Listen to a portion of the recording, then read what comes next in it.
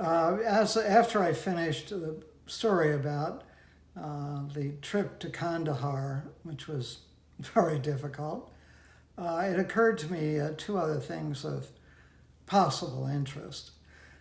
On the way, we went through a village, an Afghan village, very small, which comprised 20 buildings, very small, constructed from mud and straw, I assume, surrounded by a mud wall.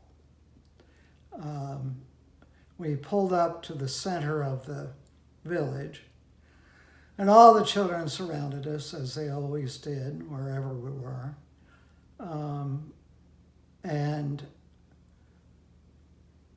the chieftain spoke with the assistant to my client, who could speak many languages, including Afghani, I guess. And my client's representative told him why we were there and that we wanted to build this pipeline to give jobs to people in schools and all that sort of thing. And the chieftain was overjoyed, of course. So he went over to a doorway where a cow or steer, I couldn't tell, it wasn't facing the right way, and cut off its tail and approached my client's representative to present it to him. And my client shook his head, no, no, no, and pointed at me. And the guy came over to me and presented it to me. And I bowed to him and made noises that how wonderful it was, etc. This bloody thing. Surrounded by flies, obviously. So I held on to it and got back in the car. And just then the call to prayer sounded. So we couldn't go anywhere. I was stuck with this thing, holding it for I don't know how long. But after prayer, we waved and pulled out of this little village. It was very small. It didn't take us long to get out. And everybody waving and very happy and so forth. So we got back on the road, and I asked the fellow who had given it to me, what do I do with this? I don't want to throw it outside. Maybe somebody will find it. He said, just wait a while. We'll come to a big sand dune and it'll get covered. So sure enough, he pointed when we got to a big sand dune, and the wind was blowing and piling up the sand. So I threw it out and looked back, and it was already being covered. So I was okay. A little while later, we were stopped by some guards asking for papers. You've seen that in movies, the same old thing.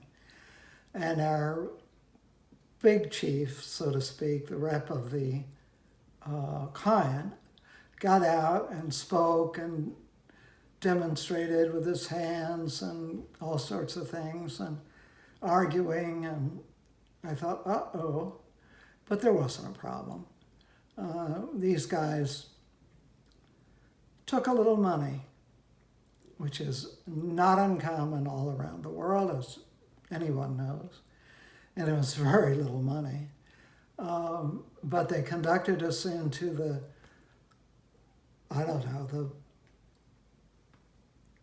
the office, so to speak, which was actually not made of mud. It was made of metal, corrugated metal. And we stood there a while, suffocatingly hot, flies, insects, the whole thing. But we just stood there, and I was dressed in Pakistani clothes, meaning a long shirt down to my knees and very loose pants made of the same material. It was like a silk, although I'm sure it wasn't. I had gotten it in, I forget now where I had gotten it. But I was dressed like a native, and I don't think I had my head wrapped. I may well have, but I didn't. And the head wraps, by the way, are very practical. They're used as scarves during the sandstorms. People who call them nasty names because of their headdress are not very knowledgeable. I'll just leave it at that. And let me tell you, when those sandstorms came up, you sure appreciated that headscarf. In any event, we went into this little place and everything was fine, and there was stamp, stamp, stamp, stamp, stamp on all the documents. And we went out and got in the SUV. And as we did, a chain gang, don't know any other word for it, came up and passed right by the car within inches. These guys had been arrested for whatever, and they all had hand chains and leg chains on. The chains must have been at least a half an inch or an inch thick.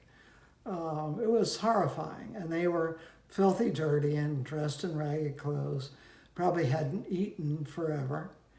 And I thought, boy, Americans don't know how lucky they are. There is justice. There are problems, but there is justice.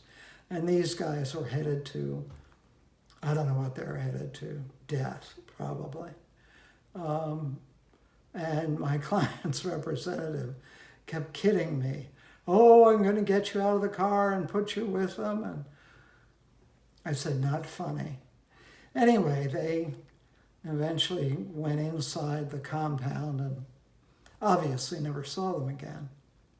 So we continued on and eventually got to Kandahar, and you know that story.